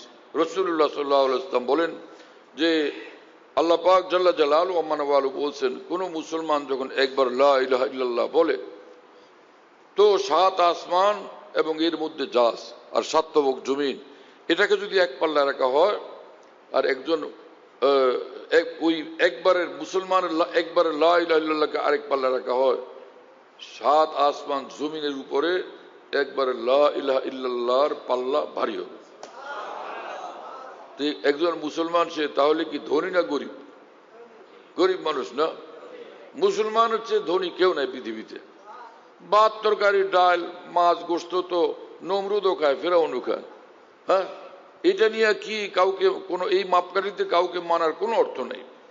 যে মাপকাঠিতে কাউকে মাপতে হবে তার মর্যাদার পজিশন বোঝার জন্য, সেটা হলো ঈমান, দ্বীন, নামাজ, জিকির, তিলাওয়াত, আল্লাহর সঙ্গে সম্পর্ক, আল্লাহ রসুলের সঙ্গে সম্পর্ক তার কোন মানের, সেই হিসাবে তার মর্তবা। তার দ্বীন ঈমান যত ঊর্ধ্বের, এই মানুষের মর্যাদাও তত ঊর্ধ্বের। মাওলানা জালালউদ্দিন রুমি রহমতুল্লাহ আলাইহি বলেন যে যারা কামেল ঈমানওয়ালা তাদেরকে মানুষ দেখে এরা আছে জমিনের উপরে, কিন্তু তাদের মর্যাদা আসমানের উপরে। বাহ্যিকভাবে মনে হয় সেজদা করতেছেন জমিনে। ভারতের এক মহান বুজুর্গ, যিনি ইংরেজি শিক্ষিত মানুষ ছিলেন, কিন্তু আউলিয়া বুজুর্গানের সোহবতে তিনি অনেক উচ্চমানের ওলি ছিলেন। তিনি বলতেন যে সরদে মে সর রাখ দু তো জমি কো আসমা কর দু, আমি যদি সেজদায় মাথা রাখি জমিনকে আসমান বানায় দেব। যে জমিনের উপর বান্দা সেজদা করে সেই জমিনটা আসমান থেকে দামি হয়ে যায়। কারণ আল্লাহ পাক আসমানও বানাইছেন এই সেজদা বলার জন্য। আল্লাহ পাক আসমানও বানাইছেন সেজদা বলার জন্য, এই জিকির বলার জন্য, এই চোখের পানি বলার জন্য, দোয়া মোনাজাত বলার জন্য। এবং রাসূলুল্লাহ সাল্লাল্লাহু আলাইহি ওয়াসাল্লাম বলছেন যে লা তাকুমুস সাআ হাত্তা ইয়াকুল আহাদ আল্লাহ আল্লাহ, ততক্ষণ পর্যন্ত পৃথিবী ধ্বংস হবে না, কিয়ামত আসবে না, যতক্ষণ পর্যন্ত কোনো এক বান্দা আল্লাহ আল্লাহ জিকিরে মশগুল। বুঝা গেল এই পৃথিবীটা এই জিকির বলার জন্য, এই আসমানটা এই জিকির বলার জন্য, এই ঈমান বলার জন্য, আল্লাহর বন্দেগী ওয়ালা বান্দার জন্য, এই বান্দাদের জন্য। তাহলে এই বান্দার মূল্য কত বেশি। আরো একটু বলি, সেটা হলো অনেকে মানতে পারবে কিনা এসব কথা আগে থেকে বারবার না জানলে না শুনলে অনেকের কাছে মুশকিল মনে হয়। সেটা হলো যে ওলামায়ে দ্বীন, আউলিয়া বুজুর্গানে দ্বীন বলেন যে জান্নাতের চেয়ে জান্নাতীর মর্যাদা বড়, জান্নাতের চেয়ে জান্নাতীর মর্যাদা বড়, আউলিয়াদের মর্যাদা জান্নাতের চেয়ে বেশি, কামিল ঈমান ওয়ালার মর্যাদা জান্নাতের চেয়ে বেশি। যে চেয়ারের দাম, সিংহাসনের দাম বেশি না বাদশার দাম বেশি? বাদশার দাম বেশি। তো পুরা জান্নাতটা এক ঈমানওয়ালার সিংহাসন। তো সিংহাসনে যিনি বসবেন, সিংহাসনের অধিপতি, তার মর্যাদা বেশি না সিংহাসনের মর্যাদা বেশি? জান্নাতে যে আউলিয়া কেরাম, যে মুসলমান মোমেন যাবে, তার মর্যাদা সে জান্নাতের চেয়েও বড়। হ্যাঁ, জামাই মিয়া গেছে তো জামাইয়ের জন্য এই যে পোলাও, কুরমা, বিরিয়ানি, ধুমধাম। বাড়ি ঘরে থাকা যায় না, কিরে ভাই এত খুশবু কিসের? বলে ওদের জামাই আসছে তো সেজন্য পোলাও, বিরিয়ানি, কুরমা পাকাইতেছে। পোলাও, বিরিয়ানি, কুরমা পুরো এলাকাকে বিমোহিত করে ফেলছে, হ্যাঁ না, খুশবুদার বানাই দিছে। সেই পোলাও, কুরআনে বিরিয়ানির মর্যাদা বেশি না জামাইয়ের মর্যাদা বেশি? হ্যাঁ, কোরআন শরীফে মহান রব্বুল আলামিন বলছেন তোমরা জান্নাতে যাবে, অনন্তকাল তোমরা আমার সম্মানিত মেহমান হিসাবে জান্নাতে থাকবে। তো মহান আল্লাহর মেহমান, তো সেই মেহমানের কত বড় মর্যাদা। জান্নাতের সমগ্র আয়োজন মহান আল্লাহর এই সম্মানিত মেহমানদের জন্য, জান্নাতি বান্দাদের জন্য। আল্লাহ পাক আমাদের জন্য জান্নাতে যাওয়া মঞ্জুর করেন এবং কবুল করেন। বাকি আমরা তো নিজেদেরকে ওইভাবে গড়তে পারি নাই, তৈরি করতে পারি নাই, তাহলে উপায় কি? তো উপায় কি? তার মানে সব কাফেররা যাবে জান্নাতে, মুশরিকরা যাবে জান্নাতে, যাবে তো মুসলমানরাই। হ্যাঁ, তো আমাদের উপায় কি? আমাদের যে এত ভুল ত্রুটি। রাসূলুল্লাহ সাল্লাল্লাহু আলাইহি ওয়াসাল্লাম বলছেন কুল্লু বানি আদম খাতা, তোমরা আদম সন্তানেরা সবারই অসংখ্য ভুল ত্রুটি আছে। এখন উপায় কি? এগুলো নিয়ে তো জান্নাতে যাওয়া যাবে না। খায়রুল খাত্তাইন আত-তাওয়াবুন, তোমাদের মধ্যে উত্তম মানুষ তারা, উত্তম বান্দা তারা যারা বারবার আল্লাহ পাকের নিকট তওবাকারী, বারবার যারা ক্ষমা চায়, বারবার তওবা করে, বারবার লজ্জিত অনুতপ্ত হয়। এই লজ্জা, অনুতাপ, অনুশোচনা, এই কান্ডাকাটি, এই তওবা ইস্তেগফার, এটা বান্দাকে জান্নাত পর্যন্ত পৌঁছে দিবে, সবগুলো গুনাহ একদম নিশ্চিহ্ন করে দিবে। আল্লাহ তাআলা আমাদেরকে কবুল করেন, তৌফিক দান করেন। রাসূলুল্লাহ সাল্লাল্লাহু আলাইহি ওয়াসাল্লাম এক হাদিসে বলছেন যে কোন গুনাহগার বান্দা আল্লাহ পাকের নিকট যখন মাপ চায়, এবং আল্লাহ তাকে মাফ করার সিদ্ধান্ত নেন, তো যে গুনাহগুলো ছিল সেই গুনার কথা আল্লাহ পাক জমিনকে ভুলাইয়া দেন, যাতে এই জমিন কাল কিয়ামতে ওর গুনাহের ব্যাপারে সাক্ষী না হয়, সাক্ষী হইতে না পারে, এবং ওর শরীরের অঙ্গ প্রত্যঙ্গকে ভুলাইয়া দেন। হ্যাঁ, এই শরীরের অঙ্গ প্রত্যঙ্গ সাক্ষী হবে গুনাহের জন্য। এই চোখের দ্বারা পাপ করছে, জবানের দ্বারা পাপ করছে, যে অঙ্গের দ্বারা পাপ করছিল এ সকল অঙ্গ প্রত্যঙ্গ সাক্ষী হবে। আল্লাহ পাক জমিনকে ভুলাইয়া দেন ওই গুনাহের কথা, অঙ্গ প্রত্যঙ্গে ভুলাইয়া দেন। ফেরেশতারা সঙ্গে ছিলেন, তারা কাল কিয়ামতের সাক্ষী হবেন। এই ফেরেশতাদেরকে আল্লাহ পাক গুনার কথা ভুলাইয়া দেন। কি কথা বুঝতেছেন? এরপরে রইল যে আমল নামা, আমল নামা, সে আমল নামার ভিতরে তো গুনাহগুলো লেখা ছিল, সেটার কি হবে? জমিন ভুললো, ফেরেশতা ভুললো, হ্যাঁ, অঙ্গ প্রত্যঙ্গ ভুলে গেল, কিন্তু আমল নামা যে রেকর্ড আছে সেটার উপায় কি? সমস্ত আমল নামা থেকে গুনাহের দাগগুলো সব একদম ডিলিট করে দেওয়া হয়, সব শেষ। এখন আর একটা সমস্যা, সেটা হলো আমল নামার বই যখন কাল কিয়ামতে খোলা হবে, দেখা যাবে এদিকে নেকি ওইদিকে নেকি, জায়গায় জায়গায় ডিলিট করা, জায়গায় জায়গায় ডিলিট করা, তাই না? তো রব্বুল আলামিন ওই সবগুলো খালি জায়গাকে, গুনাহ যেগুলো মুছে ফেলা হয়েছে, খালি জায়গাকে নেকি দিয়ে পরিপূর্ণ করে দেন। তো রাসূল আকরাম সাল্লাল্লাহু আলাইহি ওয়াসাল্লাম বলেন যে এক বান্দাকে কাল কিয়ামতে আল্লাহ পাক ডাকবেন এবং বলবেন যে শোনো, তুমি যে গুনাহ করছিলা সেগুলো আজকে আমি মাফ করে দিলাম। বান্দা খুশি হয়ে যাবে। পর আল্লাহ পাক বললেন, শোনো, তোমার যেই গুনাহগুলো ছিল, সেই যতগুলো গুনাহ, সেই সমপরিমাণ নেকি আমি তোমাকে দিয়ে দিলাম।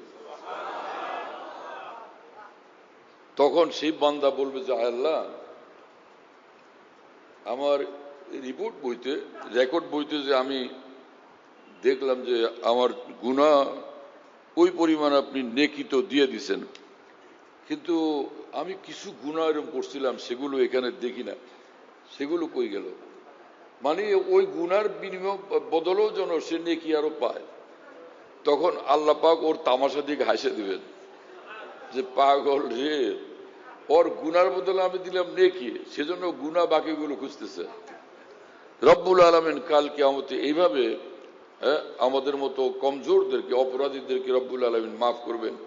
এমন মেহেরবান এবং দয়াবান যিনি, সে আল্লাহকে নারাজ করা, সে আল্লাহর নাফরমানি করা আমাদের জন্য কিভাবে শোভা পায়। হ্যাঁ, কোরআনে কারিমে মহান রব্বুল আলামিন বলেন, কদ আফলাহা মান যাক্কাহা, কামিয়াব ওই সকল বান্দা, জান্নাতওয়ালা ওই সকল বান্দা, আল্লাহওয়ালা ওই সকল বান্দা যারা নিজের অন্তর এবং জীবনটাকে পবিত্র করলো গুনাহ থেকে। কদ আফলাহা মান যাক্কাহা ওয়া কদ খাবা মান দাসসাহা, পাপের দ্বারা যে নিজেকে বরবাদ করলো সে ব্যর্থ হয়ে গেল, জীবনকে সে বরবাদ করে ফেললো। এজন্য আমাদের যার যে গুনাহ হয়ে গেছে, তওবা করি। তওবার দ্বারা আলহামদুলিল্লাহ রাস্তা সাফ হয়ে যাবে, গুনাহ মাফ হয়ে যাবে। ইজা তাবাল আবদু আনসাল্লাহুল হাফাজাতা যুনুবাহু ওয়া আনসা যালিকা জাওয়ারিহু ওয়া মা আলিমাহু মিনাল আরদ হাত্তা ইয়ালকাল্লাহ তাআলা ইয়াউমাল কিয়ামা ওয়া লাইসা আলাইহি শাহিদু মিনাল্লাহি বিযামবি। কাল কিয়ামতে যদি আমরা তওবা করি খাঁটিভাবে, কাল কিয়ামতে গুনাহের পক্ষে কোনো সাক্ষী পাওয়া যাবে না। আল্লাহ এই বান্দাকে মাফ করে তাকে জান্নাত দিয়ে দিবেন। আর আসল কাজ যেটা, সেটা হলো যে আমরা বন্দেগীওয়ালা জিন্দেগি বানাই, আমলওয়ালা জিন্দেগি বানাই। আমলের জন্য এই জিন্দেগি, বন্দেগীর জন্য এই জিন্দেগি, খেল তামাশার জন্য না। বহু মানুষ দুনিয়াতে গাফেল, কাফের মুশরিক তো কাফের মুশরিক, কিন্তু মুসলমানদের মধ্যে আমরা অনেকে এরকম আছি যে আল্লাহর হুকুমের ক্ষেত্রে আমরা, হুকুম পালনের ক্ষেত্রে আমরা গাফেল, আমলের ক্ষেত্রে গাফেল, তাই না? অথচ রাসূলুল্লাহ সাল্লাল্লাহু আলাইহি ওয়াসাল্লাম সর্বশ্রেষ্ঠ নবী ছিলেন, সর্বশ্রেষ্ঠ নবী, সর্বশ্রেষ্ঠ নবী, তো তার তো কি আমল আর দরকার। কিন্তু সেই রাসূলুল্লাহ সাল্লাল্লাহু আলাইহি সাল্লাম তিনি রাত্রিবেলা নামাজ পড়তেন, এত লম্বা রুকু, এত লম্বা সিজদা, এত লম্বা কিয়াম, দাঁড়াইতে দাঁড়াইতে না লম্বা সময় দাঁড়ায় থাকতে থাকতে পা মুবারক ফুলে যেত। হযরত আয়েশা রাদিয়াল্লাহু তাআলা বলতেন, ইয়া রাসূলুল্লাহ, আল্লাহ তাআলা বলছেন যে আপনার যদি কোনো ভুল ত্রুটি থাকে, নবীর তো কোনো গুনাহ নেই, তারপরে আপনি যদি মনে করেন যে আপনার গুনাহ আছে, আমি গ্যারান্টি দিয়ে বললাম পূর্বের এবং পরের যা কিছু সব মাফ করে দিলাম। তবুও আপনি টেনশন মুক্ত হন, আপনি একটু শান্ত হন। দিন রাত তিনি উম্মতের জন্য বেচায়েন, আল্লাহর মহব্বতে বেচায়েন, কিন্তু তিনি এইরকম রাত ভর তাহাজ্জুদের নামাজে লম্বা সময় যাবত মশগুল। তো আয়েশা রাদিয়াল্লাহু তাআলা বললেন, ইয়া রাসূলুল্লাহ, আল্লাহ তাআলা বলছেন যে আপনার মর্যাদা এত যে আপনি যদি মনে করেন আগে পিছের কিছু থাকে ভুল ত্রুটি, ওটাও আল্লাহ তাআলা ক্ষমা ঘোষণা করে দিয়েছেন, তারপরে এত কষ্ট করেন যে।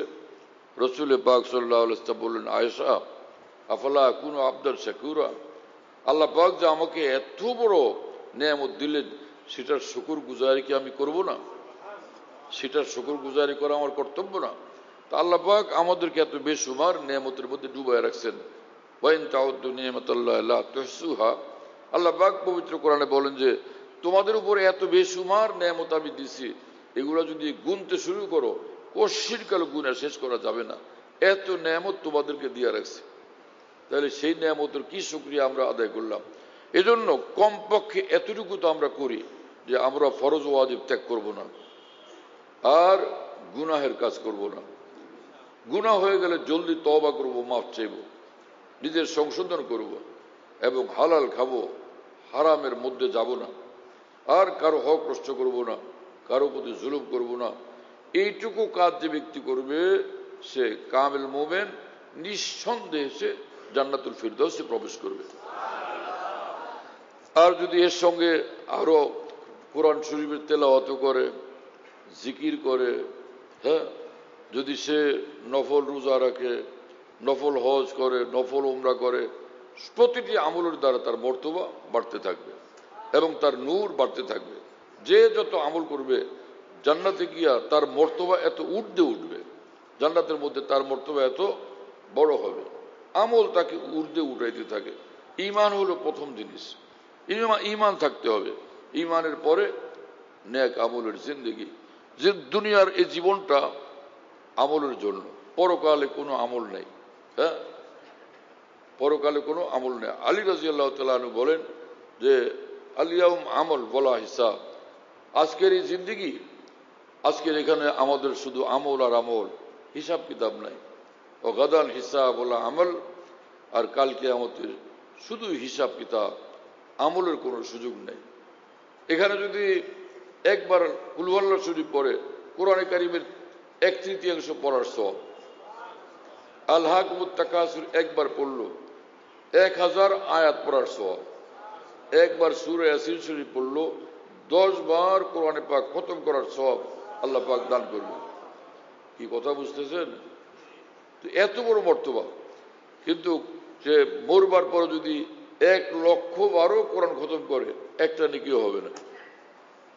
1,00,000 বার, 10 কোটি বার কোরআন শরীফ খতম করবে, আর কোনো নেকি হবে না। তো দুনিয়ার জীবনটা তাহলে কতটা মূল্যবান। আল্লাহ পাক জাল্লা জালালু আম্মা নওয়ালু আমাদেরকে আমলের তৌফিক দেন, ভুলগুলো শুধরানোর তৌফিক দেন। এবং রাসূল আকরাম সাল্লাল্লাহু আলাইহি ওয়াসাল্লাম বলেন, লোকেরা মনে করে সে আমার খুব ঘনিষ্ঠ, কারণ সে আমার আত্মীয় লাগে, আমার সে রক্ত সম্পর্কীয় মানুষ। না, আমার রক্ত সম্পর্কীয় হওয়া এটা কোনো দলিল না সে আমার ঘনিষ্ঠ। কাল কিয়ামতে আমার ঘনিষ্ঠজনদের মধ্যে সে উঠবে না, কখনো এটা হবে না। ইন্না আওলান নাসি বি আল মুত্তাকুন মান কানু ওয়া হাইসু কানু, যে সমস্ত মানুষের মধ্যে তারা আমার বেশি ঘনিষ্ঠ একান্ত জন যারা আল্লাহকে ভয় করে, আল্লাহর হুকুমের উপর চলে, আল্লাহর দ্বীনের উপর চলে। আল্লাহর দ্বীনের উপর চলা, আল্লাহকে খুশি করা, আল্লাহকে নারাজ না করা, এটা হলো মাপকাঠি আমার সঙ্গে ঘনিষ্ঠ হওয়ার জন্য। শুনতেছেন প্রিয় বন্ধুরা? অনেকে ওই যে অমুকে রসুল্লাহ সাল্লাহ আসলামের বংশধর, আল্লাহ রসুল সাল্লাহ আসলামের বংশধর হওয়ার কারণে একজন মুসলমানের অন্তরে স্বাভাবিকভাবে তার প্রতি শ্রদ্ধা জাগে, মহব্বত জাগে, কিন্তু সে অনুসরণযোগ্য কি না সেটা দেখতে হবে যে কোরআন সুন্নাহর মোতাবেক তার আমলের জিন্দেগি আছে কিনা। কোরআন সুন্নাহ মোতাবেক যদি তার আমলের জিন্দেগি থাকে তাহলে সে আল্লাহ রসুলের ঘনিষ্ঠ, সে অনুসরণীয় মানুষ। আর সে নবী রসুলদের বংশের লোক হওয়া সত্ত্বেও যদি তার আমল কোরআন সুন্নাহর মোতাবেক হলো না, আল্লাহর দ্বীন মোতাবেক হলো না, তো নবী রসুলদের সঙ্গে এই রক্ত সম্পর্কীয় ঘনিষ্ঠতা কোনো কাজে আসবে না কাল কিয়ামতে। নূহ আলাইহিস সালামের ছেলে কাফের ছিল না, লূত আলাইহিস সালামের স্ত্রী কাফের ছিল না, তো নবীর স্ত্রী জাহান্নামী হবে, হ্যাঁ, এবং সে নবীর সন্তান জাহান্নামী হবে। হযরত ইব্রাহিম আলাইহিস সালামের পিতা, বুখারী শরীফে হাদিস আছে যে তিনি তো মুশরিক ছিলেন। ইব্রাহিম আলাইহিস সালাম তাকে ঈমানের দাওয়াত বহুত দিলেন, পিতা গ্রহণ করলেন না।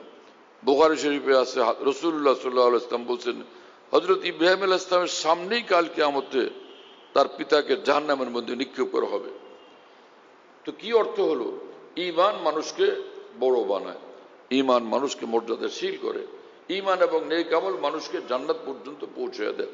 ইন্নাল্লাযীনা আমানু ওয়া আমিলুস সালিহাতি কানাত লাহুম জান্নাতুল ফিরদাউসি নুজুলা। ঈমান আর নেক আমলের জিন্দেগি যারা বানাবে, আল্লাহ পাক পবিত্র কোরআনে বলেন যে তাদেরকে জান্নাতুল ফিরদাউস দিব, খালিদিনা ফিহা, অনন্তকাল তারা সেখানে থাকবে। কশিল কাল, জান্নাতে একবার প্রবেশ করলে আর জান্নাত থেকে বের হওয়ার কোনো বিষয় নেই, অনন্তকাল জান্নাতের মধ্যে।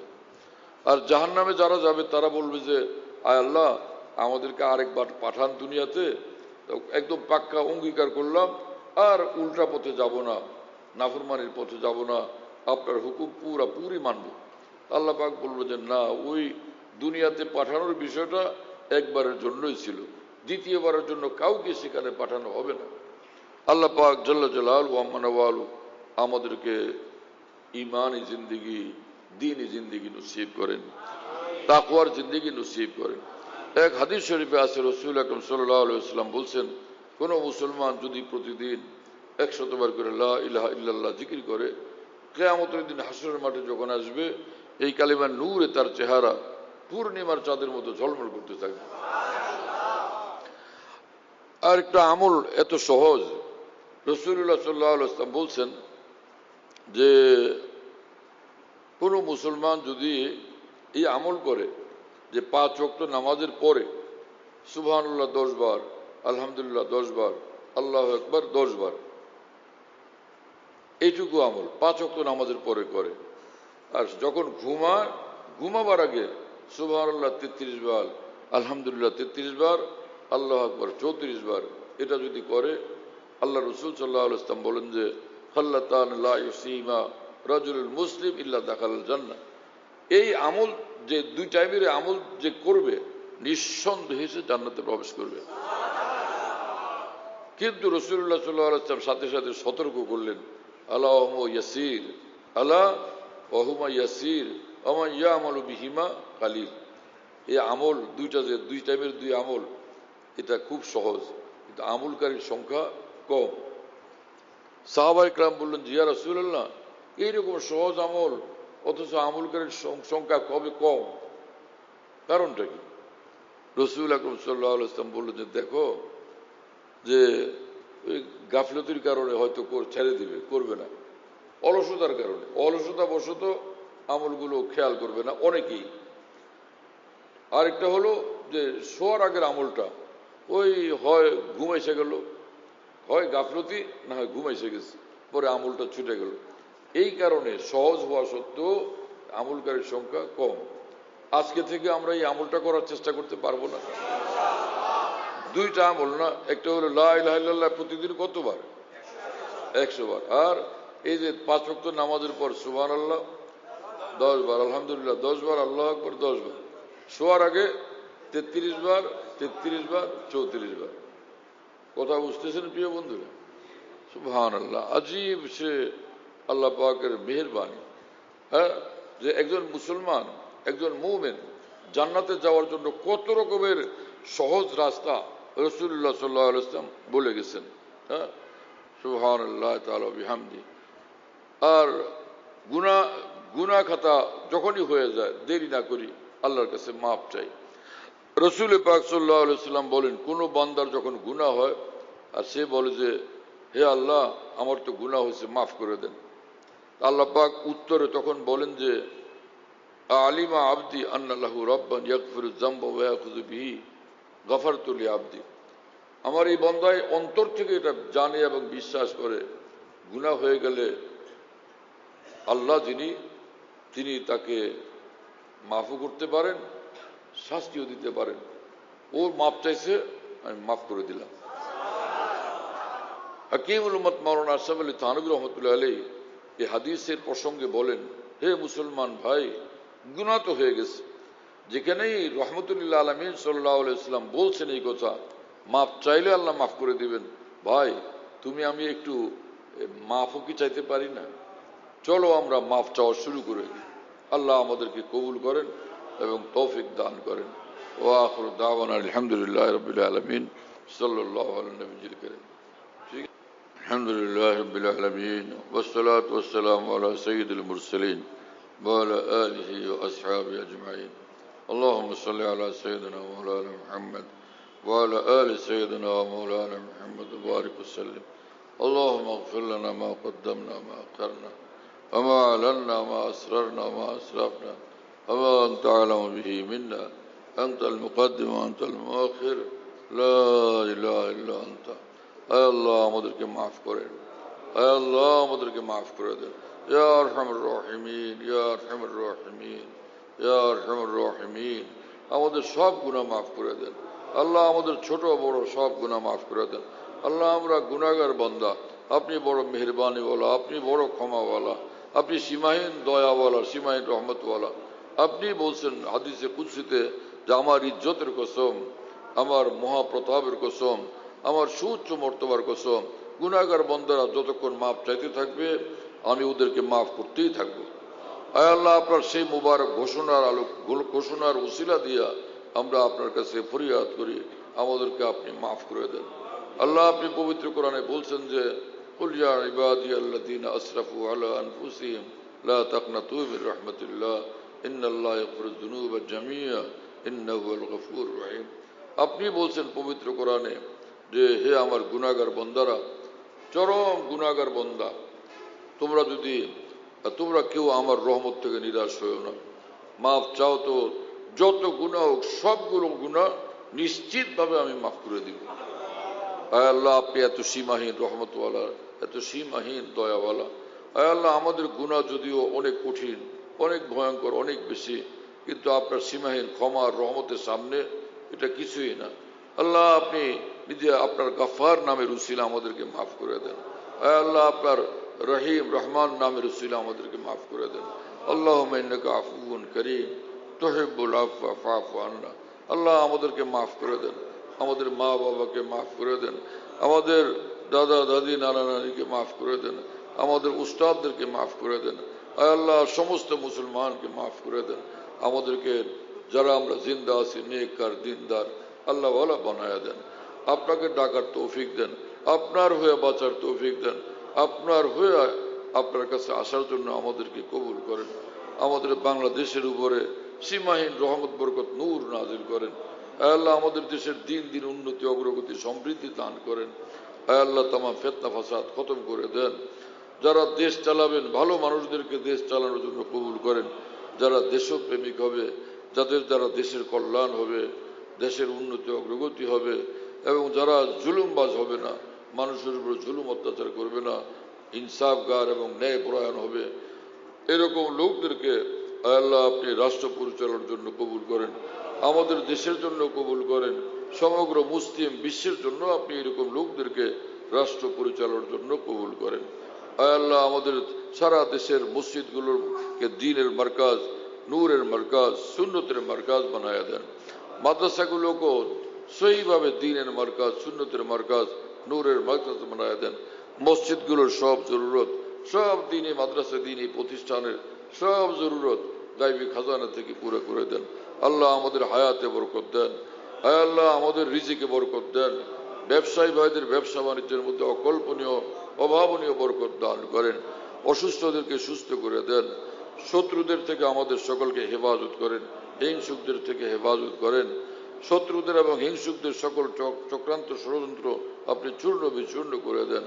আয় আল্লাহ আমাদের দেশের বিরুদ্ধে যত চক্রান্ত ষড়যন্ত্র, ভিতরের শত্রু কিংবা বাইরের শত্রু এবং মুসলিম জাহানের বিরুদ্ধে যাদের চক্রান্ত ষড়যন্ত্র, সব চক্রান্ত ষড়যন্ত্রকে আপনি চূর্ণ বিচূর্ণ করে দেন, নির্মূল করে দেন, নিশ্চিহ্ন করে দেন। মুসলমানদেরকে এবং মুসলিম দেশগুলোকে আল্লাহ আপনি হেফাজত করেন।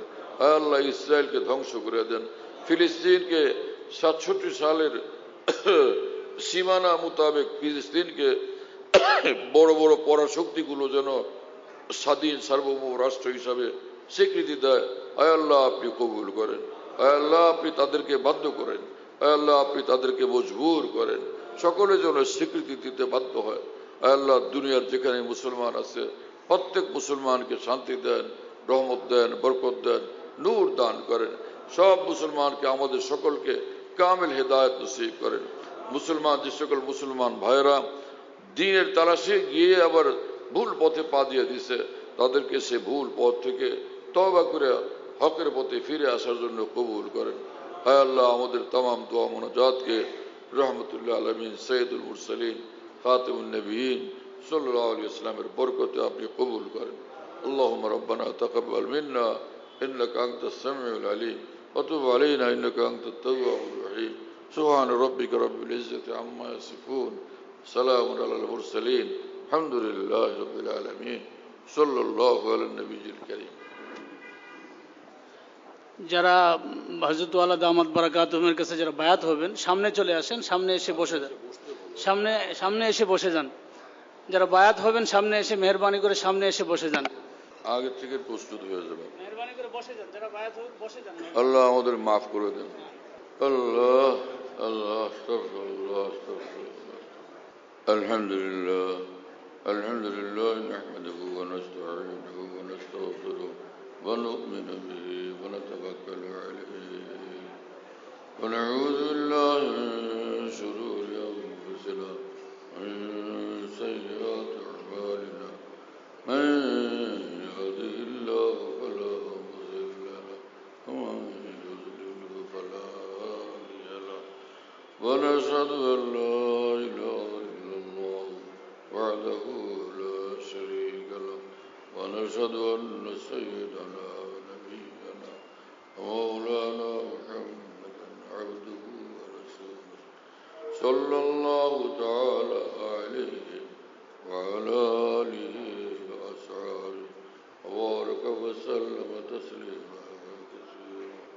أما بعد فأعوذ بالله من الشيطان الرجيم. بسم الله الرحمن الرحيم. يا أيها الذين آمنوا اتقوا الله وكونوا مع الصادقين. فقال رسول الله صلى الله تعالى عليه وسلم المرء على دين خليله فلينظر أحدكم من يخالل. বলেন আল্লাহ আমি তওবা করতেছি কুফর থেকে, শিরক থেকে, বিদআত থেকে, तमाम ছোট বড় গুনাহ থেকে, বিশেষ করে কুদৃষ্টি থেকে, হিংসা থেকে, গীবত ও জুলুম থেকে।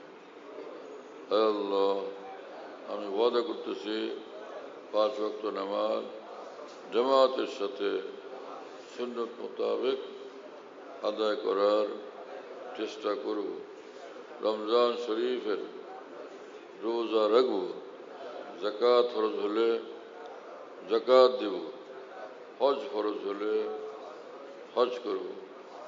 আল্লাহ আমি বায়াত হইতেছি 4 তরিকাতে, চিশতিয়া, কাদেরিয়া, নকশবন্দিয়া, মুজাদ্দিদিয়া, সোহরওয়ার্দিয়াতে। আল্লাহ 4 সিলসিলার तमाम औलिया कराम ও বুজুর্গান দ্বীনের বরকতে আমার তওবা ও বায়াতকে কবুল করেন, ঈমানের সাথে মৃত্যু মঞ্জুর করেন।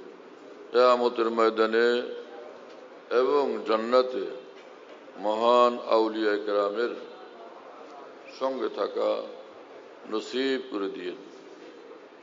যারা বায়াত হয়েছেন আজকে নতুন, একটু বসেন, আপনাদের প্রত্যেকের হাতে একটা বই পৌঁছে দিবে। এর মধ্যে জিকির এবং কিছু আমলের কথা লেখা আছে, এটা দেখবেন, পড়বেন, সেই মোতাবেক আমল করবেন। আর যে এখানে একটা কাগজ দেওয়া আছে না, এর মধ্যে নিজের নাম, ঠিকানা, পেশা, মোবাইল নাম্বার এগুলো লিখা এখানে জমা দিবেন। মাওলানা মুনিরকে চিনে না? এই যে মাওলানা মুনিরুজ্জামান সাহেব, ওনার কাছে জমা দেন, অথবা এই যে মাওলানা আবু মুসা সাহেবের কাছে জমা দেন, ওনারা আবার আমার কাছে পৌঁছে দেবেন ইনশাআল্লাহ। সকলকে দেওয়া। আর আপনারা প্রতিদিন একটা সময় বের করবেন, যে সময় আল্লাহ পাকের জিকির করবেন। লা ইলাহা ইল্লাল্লাহ 300 বার, আল্লাহ আল্লাহ জিকির 300 বার। যদি 300 বার না করতে পারেন 200 বার করেন, 200 বার না হোক কমপক্ষে 100 বার করেন। লা ইলাহা ইল্লাল্লাহ আর আল্লাহ জিকির। আর ইস্তেগফার 100 বার, দুরূদ শরীফ 100 বার। এই একটা আমল হলো প্রতিদিন ফজর এবং মাগরিবের নামাজের পর কুল হুয়াল্লাহ শরীফ 3 বার, সূরা ফালাক 3 বার, সূরা নাস 3 বার। এই একটা আমল হলো। 3 নম্বর, প্রতিদিন এশার নামাজের সুন্নতের পর বিতির পড়ার আগে 2 রাকাত 2 রাকাত 4 রাকাত নফল পড়বেন তাহাজ্জুদের নিয়তে। প্রথম 2 রাকাতের পর নিজের জীবনের সব ভুল ত্রুটির জন্য আল্লাহ পাকের নিকট তওবা করবেন, মাফ চাইবেন। দ্বিতীয় 2 রাকাতের পর নিজের যত দোয়া আছে আল্লাহর কাছে দোয়া করবেন। হ্যাঁ, সব নেক উদ্দেশ্যের জন্য আল্লাহ পাকের নিকট দোয়া করবেন। এই 2 রাকাত 2 রাকাত 4 রাকাত এটা তাহাজ্জুদ গণ্য হবে। তাহাজ্জুদের সবচেয়ে উত্তম সময় হলো ভোর রাত। কিন্তু এশার সুন্নতের পরে যে নফলগুলো পড়া হয় সেটাতেও তাহাজ্জুদের ফজিলত অর্জন হয়। আল্লাহ তাআলা আমাদেরকে আমলের তৌফিক দান করেন। না সুবহানাল্লাহ।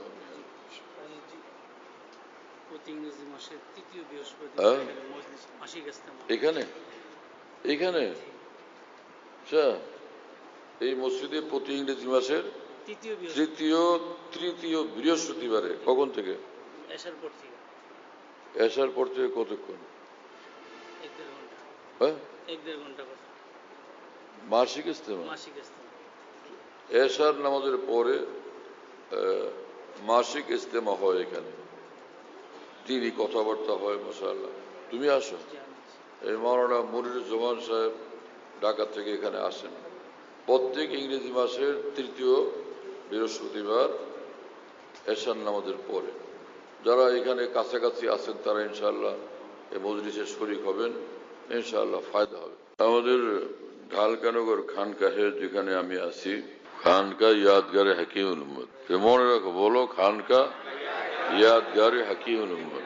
হাকিমুল উম্মতের স্মৃতি এখানে স্মরণকারী খানকা। হ্যাঁ, হাকিমুল উম্মতের কথাবার্তায় আলোচনা হয় আলহামদুলিল্লাহ। একটা নাম, কিন্তু তামাম আকাবের কথাই আলোচনা হইতে থাকে আলহামদুলিল্লাহ। বাইতুল হক জামে মসজিদ, ছাপড়া মসজিদ বলে। 5 তলা বিল্ডিং, ওটার নাম ছাপড়া মসজিদ। সেই পুরানো নাম এটা আছে। তো ছাপড়া মসজিদ, সেখানে মাসিক ইজতেমা হয় প্রত্যেক ইংরেজি মাসের দ্বিতীয় বৃহস্পতিবার। আসর থেকে শুরু হয়, রাত 10টা পর্যন্ত, 10:30 পর্যন্ত হয়। তো ওখানে শরীক হওয়ার জন্য চেষ্টা করবেন ইনশাআল্লাহ। খানকা বিডি এই অ্যাপস, এটা খুলতে পারলে ওর মধ্যে বয়ান, কবিতা, বুকস ইত্যাদি সব একসঙ্গে পাওয়া যায়। খানকা বিডি হলো এরকম, স্পেলিং হলো AHANQAH,